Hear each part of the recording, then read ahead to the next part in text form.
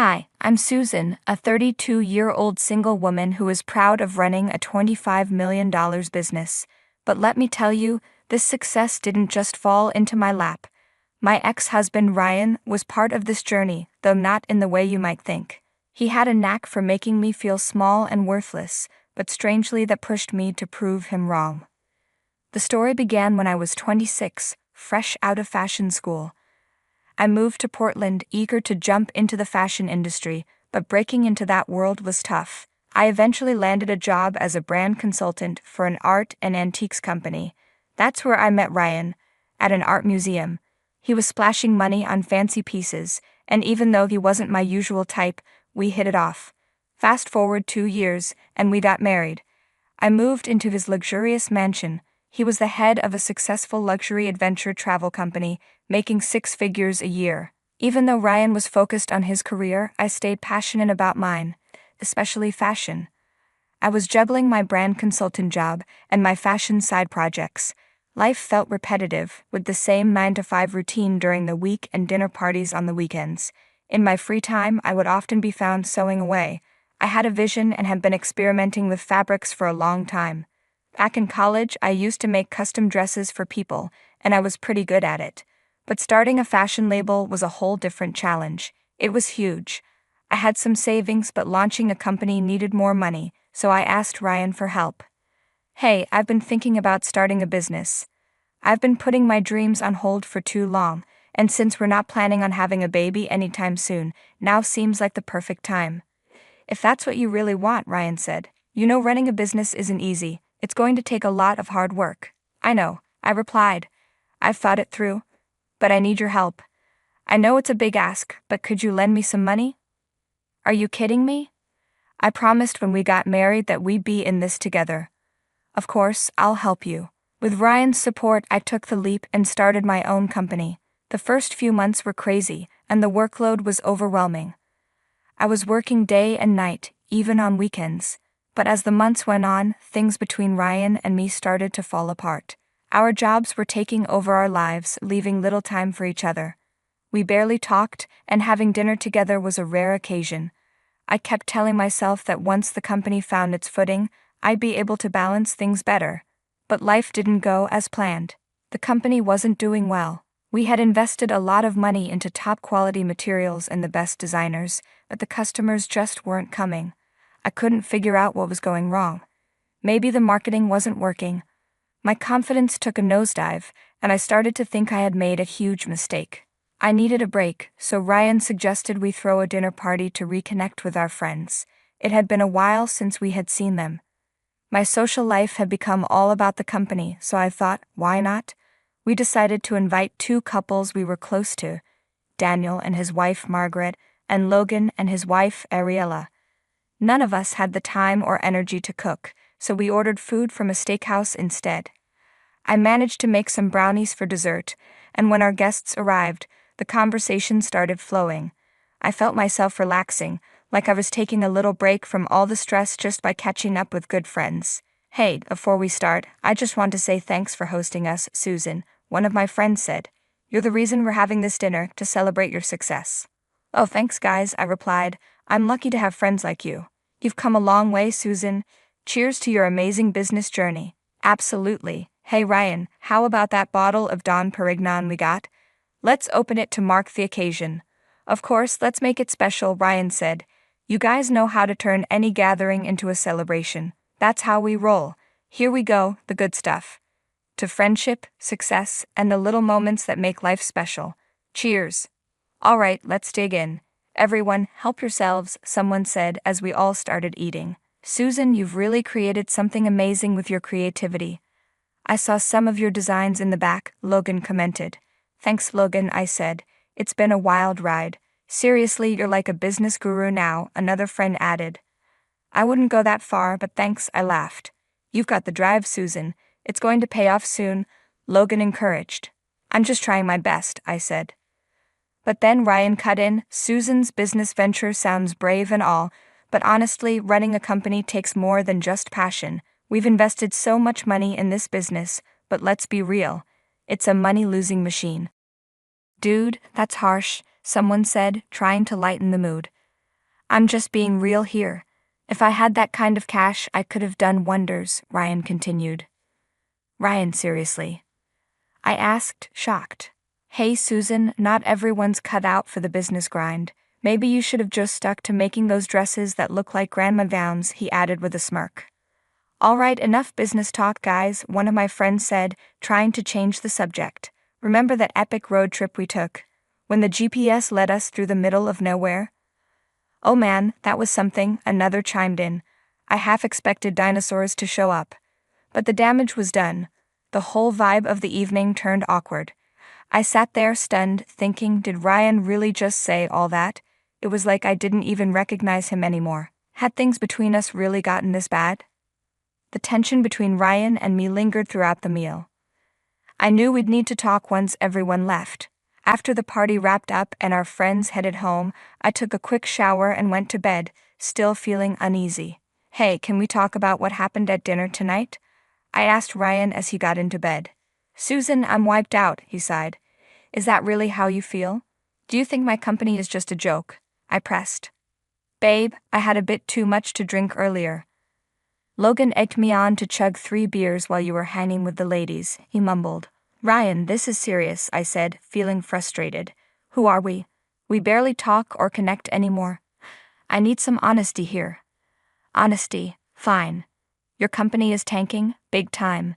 It's the worst investment I've ever made. Remember when I splurged on that crazy expensive vintage golf club? Yeah, this beats it in the dumb department, honestly. You're not cut out for this. I'm struggling to believe this. You were so supportive when I first shared my business idea. Honey, as your husband, I couldn't exactly shoot down your dreams. Wait, so you're saying you faked it?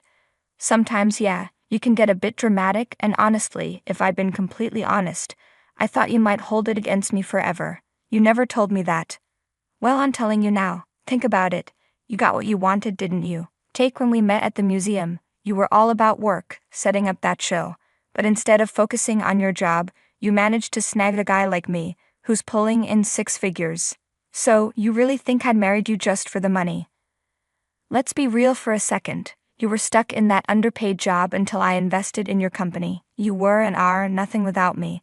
I had other options, women doing better than you, but I picked you. Instead of complaining, maybe show some thanks. You know what, Ryan? Maybe we should take a break. I was devastated and hurt. Ryan was supposed to be my biggest supporter, but instead, he acted like he was the one who made me. I started questioning everything about the man I married. Taking a break seemed like the right move to clear my head. Ryan always had a huge ego. You could tell by the way he talked to our family and friends, but treating me this way, that was a shocker. So I packed my stuff and stayed at my sister Megan's place for a while. She had her own spot and needed a roommate, so I moved in. Some of my work was done from home, not just at the office we rented for the company, so I ended up hauling a lot of stuff to Megan's too. Throughout all this, Ryan didn't say a word to me. It felt like a silent standoff. Setting up at Megan's and getting organized was confusing that first week, but they say everything happens for a reason. I threw myself into work, grinding day and night. Without a man in the picture, I had plenty of time to hustle. Megan introduced me to some new people, who then connected me to more folks, and my network started expanding. I rethought my whole company strategy and decided to hit reset. Ryan had seriously underestimated me. With the right support, a positive mindset, and some encouragement, my company took off. The demand for my clothes skyrocketed. Everyone wanted them. Social media influencers were all about promoting my brand. I was on cloud 9. The truth is, Ryan had been trying to get in touch with me after I moved out. He called nearly every day, but I ignored his calls. Eventually, I thought it might be time to sort things out. I planned to swing by our house to grab my stuff, and maybe, just maybe, patch things up with Ryan and consider moving back in. When I got to the house, Ryan wasn't there. I went into my old office first, gathered my things, and then figured I'd leave him a voicemail. Hey, I swung by and used my spare key to grab a few things, but there's more to it. I wanted to see you too. I might have gone a bit overboard. I paused the voicemail as I walked into our bedroom, and my jaw practically hit the floor. There were women's clothes all over the bed, a black silk robe, a couple of dresses, even makeup scattered on the dresser. It hit me like a truck. Ryan had been seeing someone else while still married to me, and to make it worse, he had brought her into our bedroom. I snooped around a bit, hoping for some other explanation, but deep down, I knew the truth. It was staring me in the face. I dug through the closet, and sure enough, there was a whole collection of this other woman's stuff. Bags, jewelry, shoes, you name it. I took the long way home, needing time to process everything. When I finally got back, I broke down in front of Megan. Hey, why the tears? Did things not go well with Ryan? My life with Ryan is done, Meg. No, what happened? Did he say something? It's cool, we can talk to him and sort things out. It's not about what he said, Meg, it's about what I saw. I walked into our bedroom expecting to just grab my stuff, and what do I see? Another woman's clothes are everywhere. Wait a second, are you saying he's been messing around with someone else? Like cheating? Yep, you got it. And not just anyone else, Meg. He brought her into our bedroom, our freaking personal sanctuary. Can you believe that? Oh, Sue, I'm speechless. That's like a whole new level of mess. I'm so damn sorry you're going through this. Honestly, Meg, I'm not sure if I'll ever be okay again. I mean, here I was, second-guessing my decision to take a break from him, thinking I was overreacting. And then I walk in and... Sue, listen to me. You're so strong, and you deserve way better than this. We'll get through this mess together, step by step. Look, you've got that big fashion event coming up. Promise me you'll focus on that, okay? Don't let this mess with your head. You know what, Meg? There's just one step I'm taking. I'm calling my lawyer tomorrow to get that divorce ball rolling, and the next time I'm facing Ryan is when I'm handing him those damn papers. I just can't find the words to say to him. The disgust is too real. Are you sure about this? I mean, maybe you're rushing into it? Nope, Meg, I'm sure.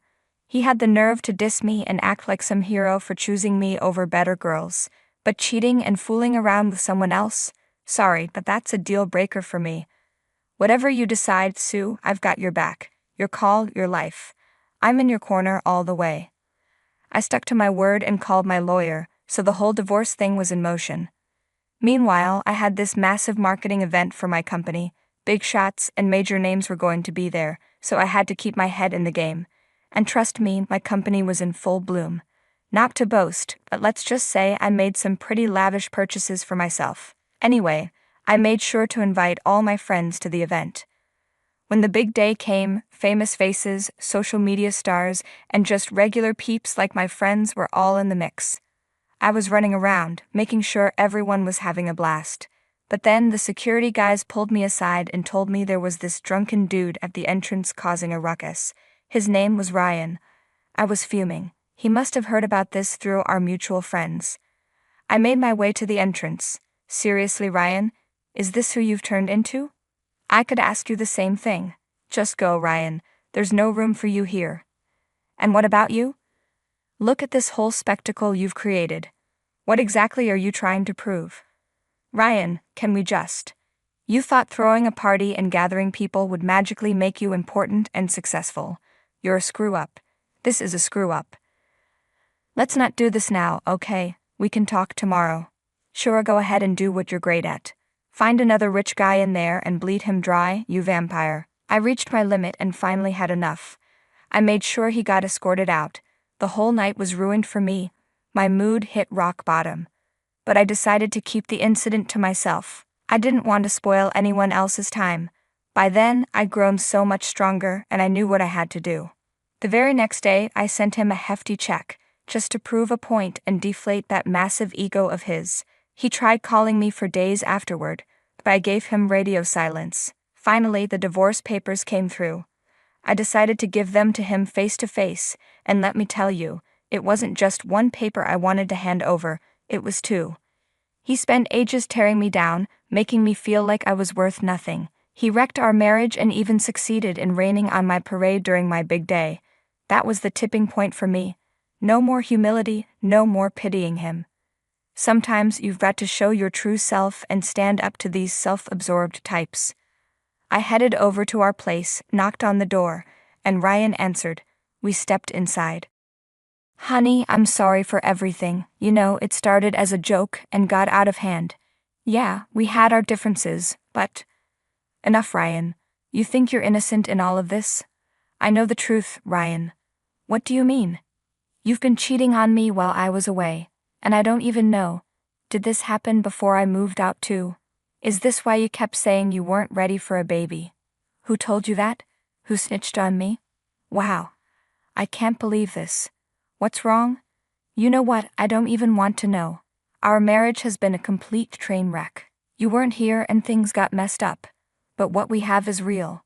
Real? Ryan, you don't respect me, you don't love me, you just care about yourself. Is that what you think marriage is? I didn't even cash the check you sent me. I want us to be together. Let's move past this. You know what? You should cash it. It's just money, and honestly, it means nothing to me. But you made such a fuss about it all these years. Come on, Susan, just let it go. What's your deal?